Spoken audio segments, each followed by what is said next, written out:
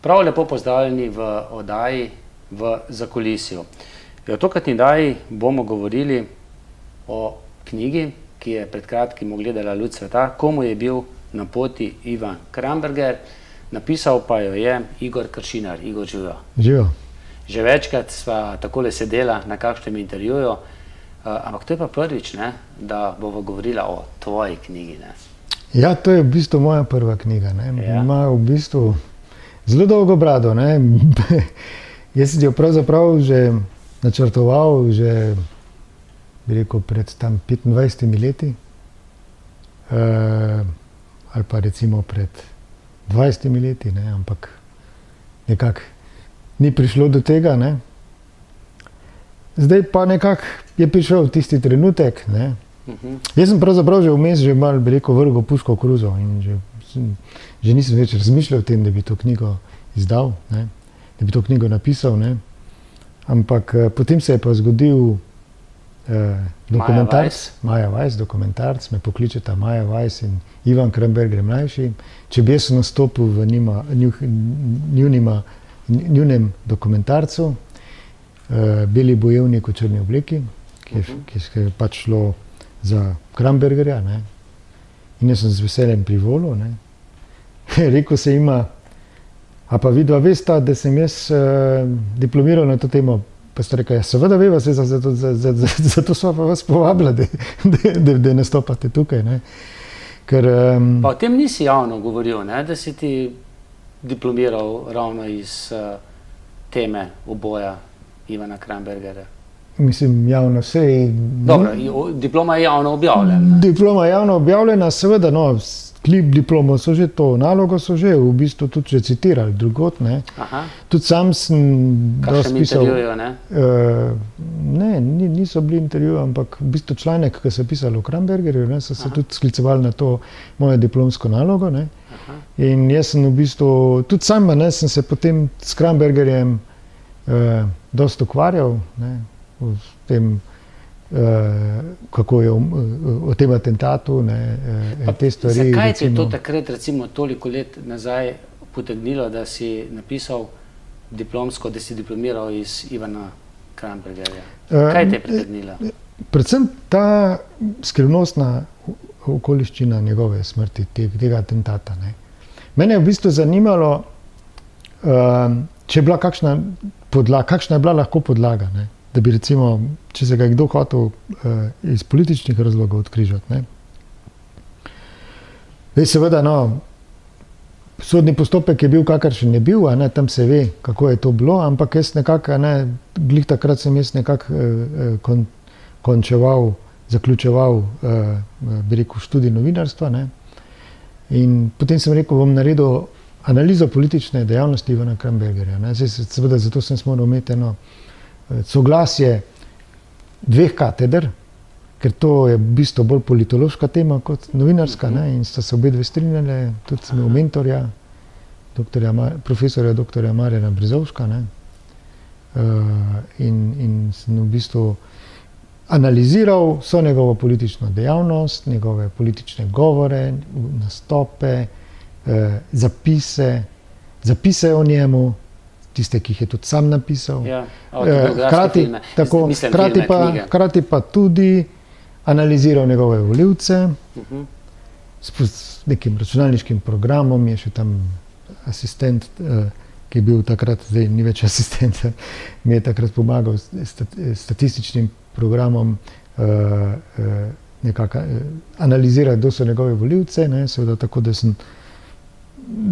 da sva analizirala glede na število glasov, ki jih je on dobil, sva izbrala občine, jih razporedila v razrede in potem sem jaz zračunal nekako primerjal z statističnimi podatki se pravi, glede na status ljudi, se pravi, ali so, koliko je brezposelnih, koliko je kmečkega prebivalstva, koliko je vernega prebivalstva in tako naprej, pa tudi politično, ne. Katere stranke so ti ljudje volili, ne, in na ta način potem lahko raziskal, kdo so bili Krambergerjevi volivci. In so bili bolj kot ne na tej desni sredini, ne? Gre za volivce, ki tudi zdaj volijo pretežno desne stranke. Recimo, če gledava socialno-demografsko, to so ljudje, recimo, ko sem analiziral, recimo, v občinah, ker občine so bile takrat volilne enote, leta 90, ne? In to so bile občine, ki so danes upravne enote, ne? Mogoče za mlajše bralce. 58, koliko jih je bilo, ne? Tam nekje, mislim, da je bilo čez 60. Čez 60, ja. Bistveno manj kot zdaj, ne? Občine. Ja, seveda. Zdaj je upravnih enot 58, ampak zdaj, potem so bile pa še recimo Ljubljana bila razdeljena na 5 občine, ne? Zato jih je bilo več, ne? Ampak hočem povedati to, ne? Recimo jaz sem potem analiziral, ne? Recimo tistih tam, kjer je Kramberger dobil več glasov, tam je bilo recimo več vernih, tam je bilo več ljudi za nižjo izobrazbo, tam je bilo več brezposelnih, več kmetov, ne? In tako naprej, ne? Potem recimo politično gledano, ne? So ti ljudje tistih občinah, kjer je Kramberger dobil več glasov, ne? So tudi več glasov dobili krščanski demokrati in takratna Slovenska kmečka zveza, ki se je potem preimenovala v Slovensko ljudsko stranko. Tudi recimo v drugem krogu je več glasov dobil Pučnik. To govorimo o predsedniški kandidaturi za člana predsedstva, ne? Ne, to je za predsednika. Takrat so Marko Demšar, ne, LDS, potem Ivan Kramberger, ne, Milan Kučan. Tako, Milan Kučan in Jože Pučnik sta šla v drugi krog. Ampak je presenetljivo, ne, skoraj 20%. Kramberger je dobil tam 18,5%, ne. To je oziroma, če to gledamo, to je bilo približno 230 tisoč volivcev. Zelo veliko.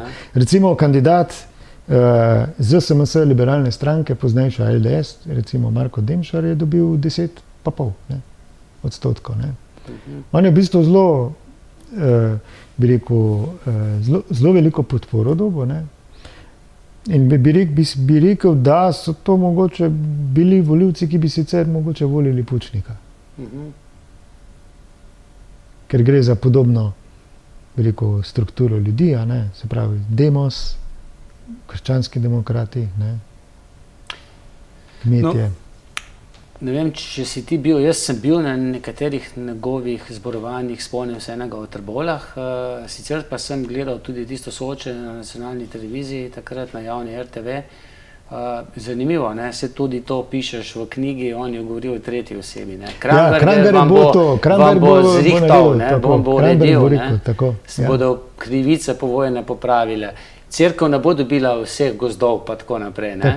Nazaj, ne? No, se to je zanimivo pri njegovem programu, ne? Njegov program je v bistvu zelo podoben desno-sredinskim strankam, ne? Recimo, ne? Se zavzema za odcepitev Slovenije, ne? Se zavzema recimo za ne konfederacijo ali pa asimetrično, ne? Tako, čisto jasno. Se zavzema recimo celo, da bi bil verouk v šolah, ne? Seveda ne, kot obvezen. Kdor želi. Zavzema se za recimo za možnost, da bi bile zasebne bolnišnice, zasebno zdravstvo, ne. On je v bistvu delal v eni od teh Duisburgu, je recimo on delal, zato je bil za to, ne. Tudi zasebne šole, ne, zato se je zavzemal, ne. Bil je goreč antikomunist, ne. Po drugi strani je pa zanimivo, ne, je pa imel neke, bi rekel, programske ideje, ki so pa odstopale od tega. Ja, on je dejal, da nekaj pa je bilo v komunizmu dobrega, ne? Ja, on je bil za to, da se pravica do splava ohrani, ne? On je bil za to, da recimo,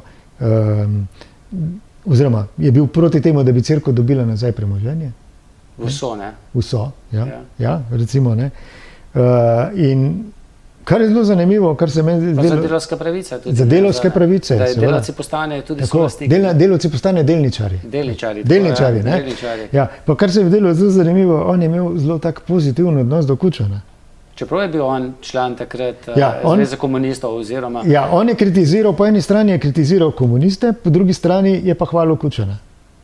Pa tudi očital tistih nekaj mesecev, koliko je bil v partiji, tudi Jožetu Pučniku. Ja, seveda. Ampak tako bolj. Ampak on je rekel to, da si sam kriv, da so ga preganjali, kaj je bil pa v partiji. Tako je rekel. Tako, ja. No, to so zanimive stvari. Recimo, pa tudi, kar se tiče njegov odnos, še bolj kot Kučana se mi pa zdi, da je imel pa rad Peterleta. Zanimivo, ne? On ne samo, da so ga rušili, ne? On je bil nezadovoljen z Demosovo oblastjo. Tako, ampak, ko so Peterleta rušili, je on naredil protestno zborovanje v Ljubljani in je protestiral zaradi vrnitve komunistov na oblast. Ampak čeprav je on kritiziral tudi Demos, češ, prej so kradli samo komunisti, zdaj pa kradejo vsi. Ampak on je zmeri rekel, se Peterle je predober za predsednika vlade, krivi so ministri, posebej tisti, ki so ga izdali, ki so mu metali polena pod noge. Ki so se prebarvali.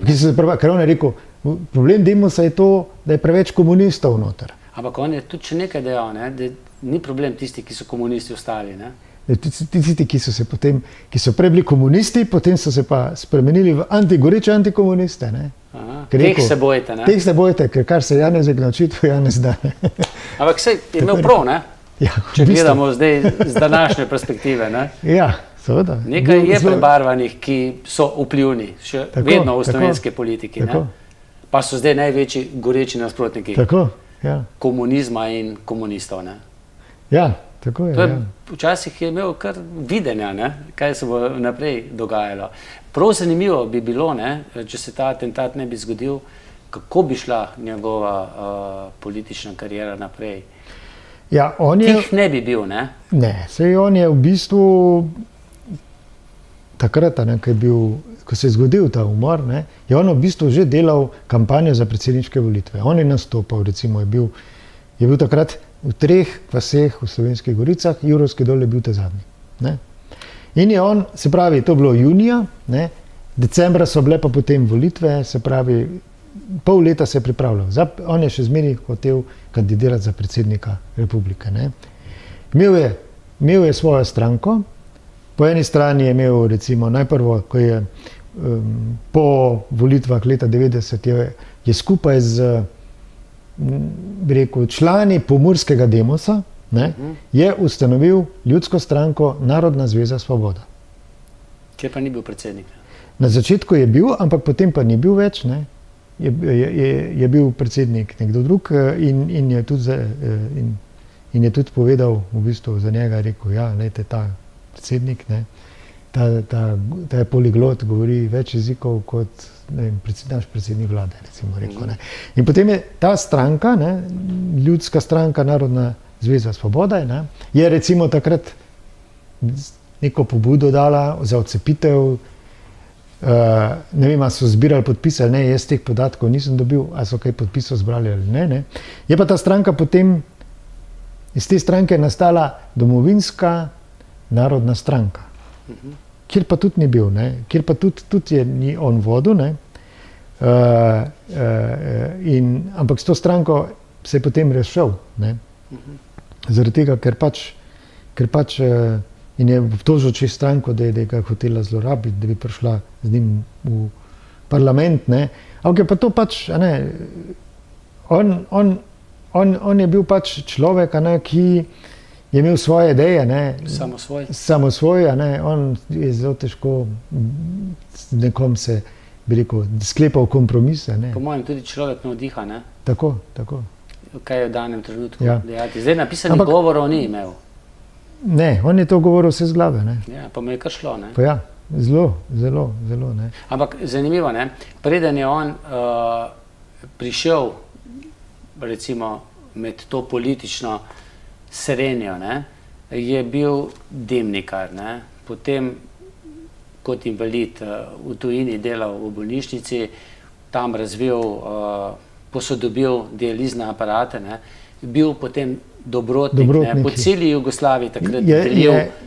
Seveda nam daroval te dializne aparate. Jaz se spomnim tistih oddaj, tudi ki jih je z njim imel Mito Trefalj, če se ne motim. Je bil res zanimiva osebnost. In je pritegnil ljudi. In je zanimivo, ker on je potem, ko je prišel nazaj v Slovenijo, je tam odprl gostišče v Negovi, tam se je kregal z lokalnimi veljaki. Zato bi on krajevne skupnosti kar ukinil, ne? Zato bi on krajevne skupnosti ukinil, tako je. Ja. No in potem v bistvu je on napisal knjigo Trnova pot, svojo biografijo je prodajal po Sloveniji in tisti denar, ki ga je zaslužil od te prodaje, namenil za dobrodelne namene, ne, in je tam nastopal s opico Ančko. Ne. Ljudje so ga gledali, so se mu smejali, ga poslušali, s posebnim avtomobilom in že takrat je imel politične govore. Je kritiziral jugoslovansko politiko. Ne? Si je upal, ne? Si je upal, ne.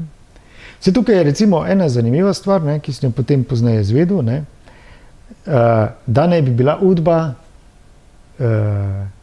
zainteresirana za njegovo kandidaturo na predsedniških volitvah. In ga je tudi nekdo nagovoril, ne? Meni je rekel Marjan Beranič, ki je bil vodja njegove volilne kampanje. Z njim si delal intervju, ne? V bistvu sem delal članek, tako, nekaj v intervju, ja, tako.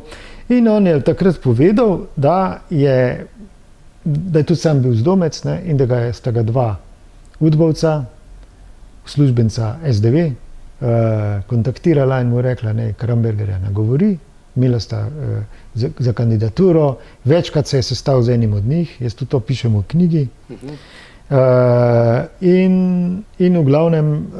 Ga je zagrabilo. Ga je zagrabilo, ne? Kramberger je to zagrabil in kandidiral. Zdaj, seveda, lahko rečemo, da si bi ta Beranič lahko se to zmislil, da ni res, ne? Ampak je tako, on imena tistih dveh, ki je povedal, sem jaz našel dejansko v Udbanetu, na tistem udba.net. In ima ta številko 60 000, se pravi uslužbenec SDV.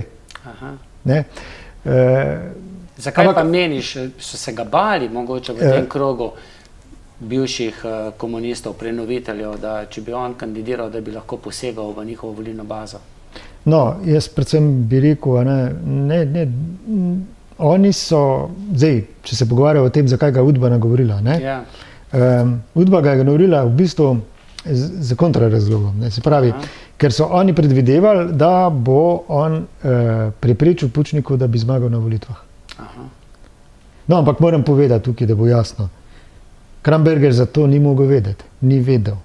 Tudi nihče od njegovih bližnjih tega ne ve, oziroma menijo celo, da si je ta Beranič to zmislil. Ampak dejstvo je, ne, Pučnik je dobil tam nekje 26% glasov, Kučan je dobil tam, mislim, da 44%, v prvem krogu govoriva, ne.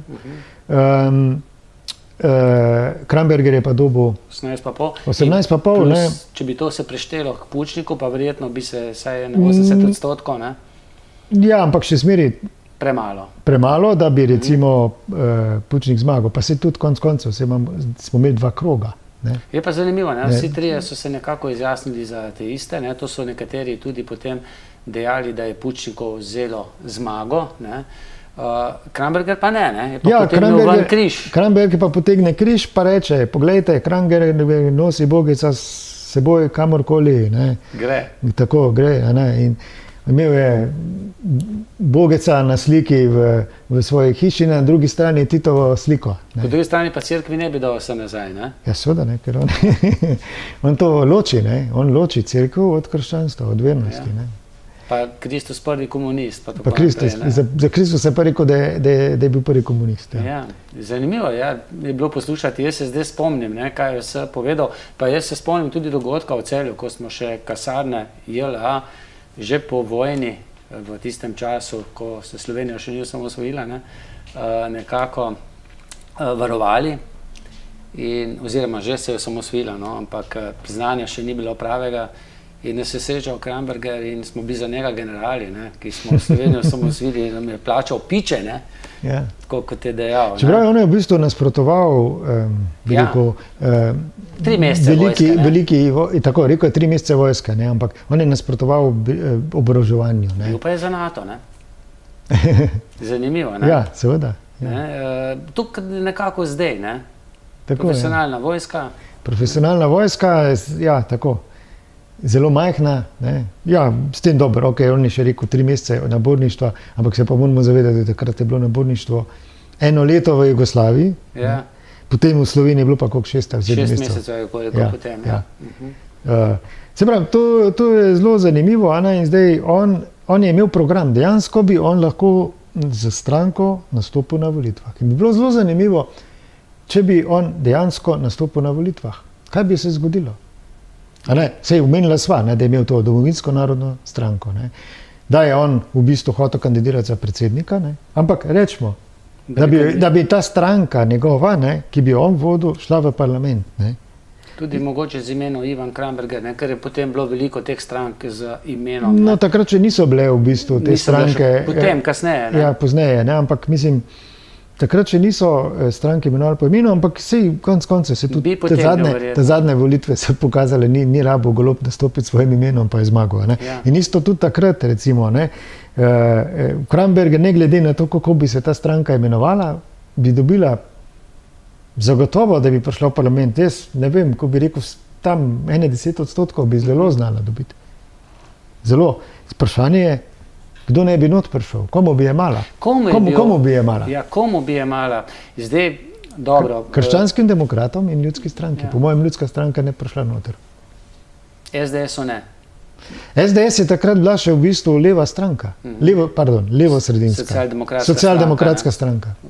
Za časa Tomšiča, Pučnika. Pučnika, tako. SDS je šele pozneje postala desna stranka, šele potem, ko je prevzel Janša. V času Krambergerja je bila SDS v bistvu levo-sredinska stranka. Sej, tudi je podprl Pučnika, to je imel skupaj z tem socialdemokratsko stranko, je imel to skupno tisto zamisel o delavcih, ki so bili delničari, recimo, to je imel tudi dosti skupnega. Je pa zanimivo, po tem volilnem porazu, za njega je bilo to mogoče celo zmaga, ker je res veliko dobil, 18,5% volilne podpore.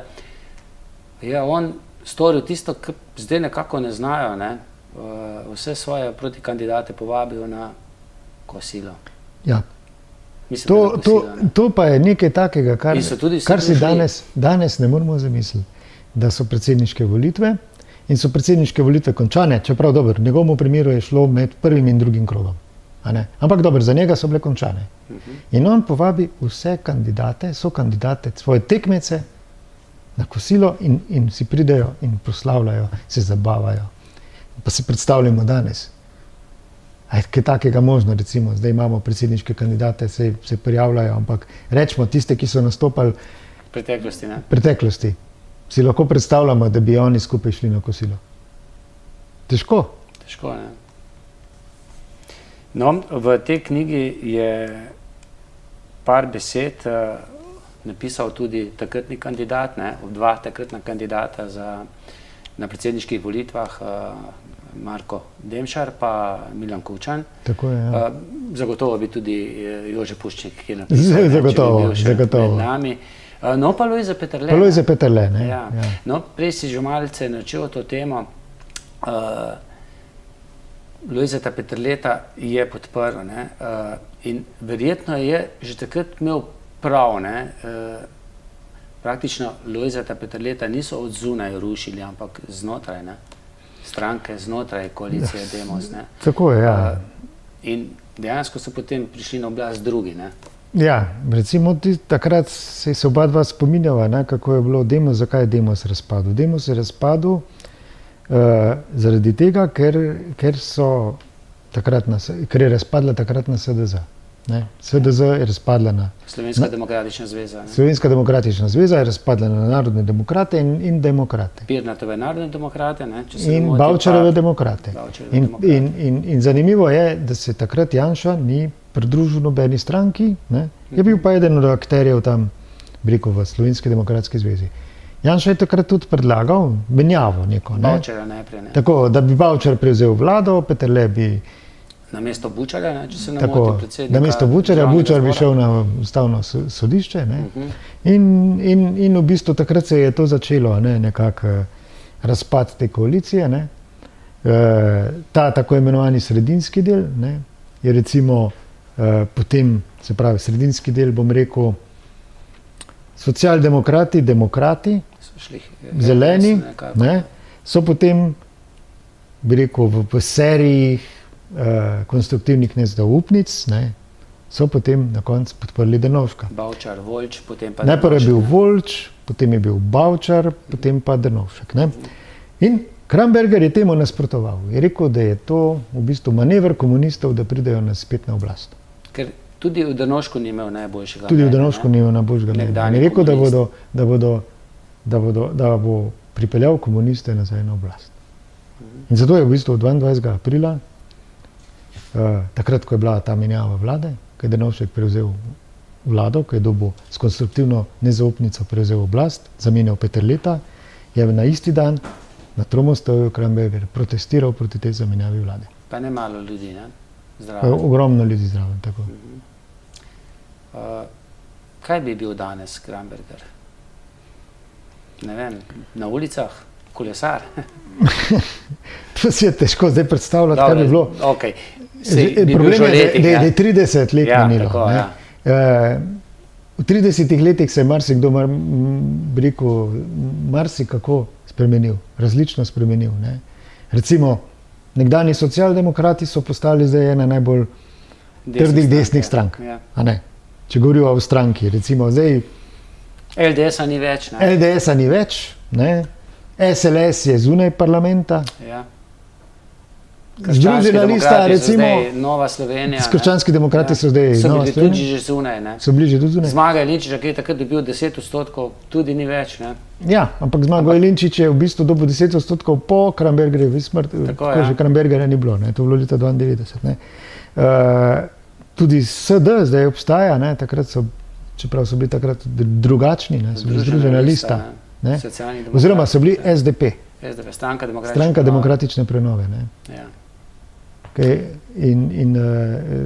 Vprašanje, ki bi bil jaz, predstavljam si ga, recimo, da bi ta Krambergerjeva stranka zasedla podobno mesto, kot ga je pozneje zasedla ljudska stranka pod Podobnikom. Ja. Recimo. Zelo ljudski tribun, ne? Tako. Kako kitaro vzel v roke, ki je zaigral, s konjem se pripeljal v Ja, Kočijo, ne? Nagovarjal na drug način, ne? Bolj Ja, na preprost tako. ljudski, Tako kot ne? je- tako To, kot jih je do nekako zdaj, ja. sodi v ljudsko stranko, Ja. ne? Ampak zdaj tudi te ni več, ne? To bi bil nekako njegov naslednik, ne? to recimo bi bil, če bi bil živ, jaz tako si ga predstavljam. Ne? Zdaj, kaj praviš, je šlo tu za atentat, politični atentat ali pač njegov sosed, ne, da je imel dovolj? No, jaz predvsem bi rekel, a ne, kar dve stvari. Ne. Prvič, da so Krambergerju večkrat grozili. Večkrat so mu pisali grozilna pisma. Vsa ta pisma so bile po takratnih izjavah policije v bistvu bi rekel, osebne narave, ne politične. S Krambergerjem recimo so že tudi recimo obračunali. Ubili so mu živali, Ja, opica ne tudi. opico tudi. Potem je recimo na zborovanju, ko je bil v Velenju, ko je govoril čestita, ga je en rudar vinjen recimo potegnil dol, skoraj obračunal z njim, a ne, ampak dobro, to bi lahko rekel, da bi bilo politično, a ne.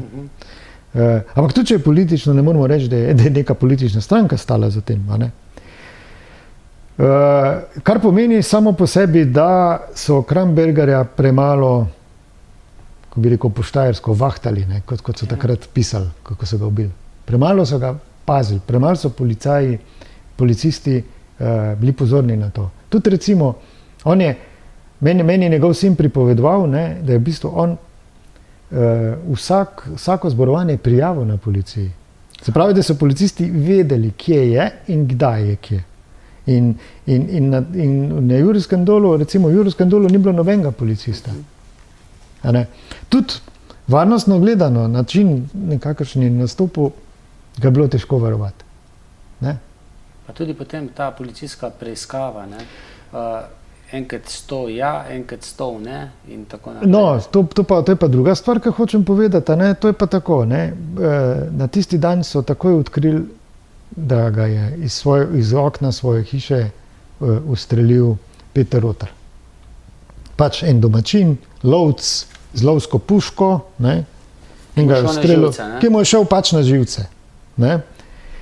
Zdaj pa tista zgodba s Toli je pa tako. Ne? Oni so preiskovali, iz katere hiše je streljal Rotar. Ena možnost je bila z njegove hiše. Ugotovili so, da je v bistvu, čeprav so tam bila za drevesa, da je v bistvu vidljivost bila čisto v redu, da ga lahko streljal. Kljub Druga temu, mo- da je imel ta morilec, ne, Ja. veliko alkohola v sebi. Ne. Kljub temu, da je imel kljub temu, da je bil zelo Ampak ker je viden. bil kao navajen tega, ne, to ne bi bila uvira. Ne. Tako, to ni bilo vira. Se mu vse roka ni tresla, je rekel sodni izvedenec. ne. Ja, zanimivo. Ne. Ja, no ta druga lokacija je bila pa stara Roškarjeva hiša, sosednja hiša, ki je danes ni več. Ampak zdaj pa stvar je pa taka. Kdo je imel ključe od te stare Roškarjeve hiše? Roškarjevih ni bilo doma. Ona dva sta bila tisti čas nekje, ona dva sta imela vikend na Krku in sta bila tam. Ključe je imel Rotar. Se pravi, Rotar je hodil tja zalivati rože, ne? Pa tu pa tam spil kakšno šilce zganja, zato so tam našli dva kozarčka na mizi. Ne? Predvsem pa, kar je tam zanimivo, je pa to, da je, ko so kriminalisti prišli, recimo, ko je prišel ta sodni izvedenec, gospod Janez Golja, ki mi je te stvari pripovedoval, ne, je opazil to, da so polkna zaprta. Ne samo, da so polkna zaprta, da so bila zaprta nekaj dni. Kako je to ugotovil? Da so se delale pajčevine gor. In je rekel, od tukaj ni mogel streljati. Ampak potem so našli v sami Rotarjevi hiši, so našli pokrovčke za daljnogled na okenski polici. Puško so našli zraven stene, ki je dal. Našli so puško, ki je bila še topla. Našli so sledove stropa oziroma stropa stene, ne, na katero je bila naslonjena. Ne. In so v bistvu ugotovili, da je pač streljal on. Zdaj seveda, problem je bilo s kroglo, ki je oni niso našli. Ne. Našli so neke,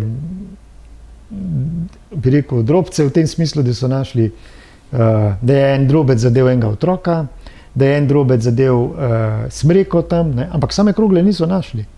In če ne bi oni, in če ne bi Rotar sam priznal tega dejanja, je vprašanje, ali bi bil sploh obsojen. Priznal je pa naslednjo jutro. Ne? Priznal je pa naslednjo jutro. Ne? Čez eno leto pa že potem ne več. Je pa rekel, da ne. Sam zdaj pa tako. Ne? Zdaj seveda z tega je nastala velika teorija, da Krambergerja, da je recimo to neke vrste, ne vem, pač pepček, ki so ga našli in mu rekli, ta ga je ubil, v resnici, da ga pa nekdo drug. Ne? Ampak stvar je taka, ne? Če ga on ni ubil, zakaj je potem nasprotoval postavitvi spomenika v Jurajskem dolu? Če ga ni ubil. Če ga ni ubil, zakaj se ni hotel srečati z Krambergerjevim sinom? Pa mu povedal, da ga ni ubil. Jaz, sicer se, ko bi rekel, tudi knjiga bi se bolje prodajala, če bi jaz tam začel neke teorije zarote, da je ne vem kdo vse vpleten, po možnosti še CIA ali pa ne vem kakšna ruska služba ali pa ne vem kdo, NATO recimo. Ja. Ali pa kot pravijo Kučan ali pa ne vem, Janša recimo. No, pa Bavčar si ogledal prizorišče. Bavčar si ogledal prizorišče, no, Kangler je evo, bil tudi recimo. takrat, ne? Tako da je v bistvu preiskavi. Kangler je bil preiskavi. No, Kangler je recimo zelo kritičen, se to jaz tudi v knjigi opisujem, on je bil zelo kritičen do tega postopka, češ, da ne vem, on pravi, tam je bil nek stol, ki ga potem ni bilo. Zdaj izvedenec Golja je rekel meni, da tisti stol je v bistvu postavil on. Aha. Zato, ker je si postavil stol in pogledal, če bi se dalo tam streljati. In potem se tisto sedalo izgubilo, in nihče ni 4 leta povedal, kam je tisto sedalo šlo in kdo je stopil na to sedalo in je stala cela teorija zarote. To je pa tisto ponavadi, kakšni sodni postopki potem padejo. Ne? Ja, seveda. Ki jih veliko pri nas pade. Ne? Ja, seveda. Na koncu. Tudi če je že kdo v zaporu, potem najdejo kakšno proceduralno napako, ali pa procesno napako in pade vse skupaj. Ne? Ja. Takrat pa očitno smo bili še bolj zeleni. Ja. Je šlo še take stvari, so šle skozi. Tako da v bistvu to razne teorije, se pravi,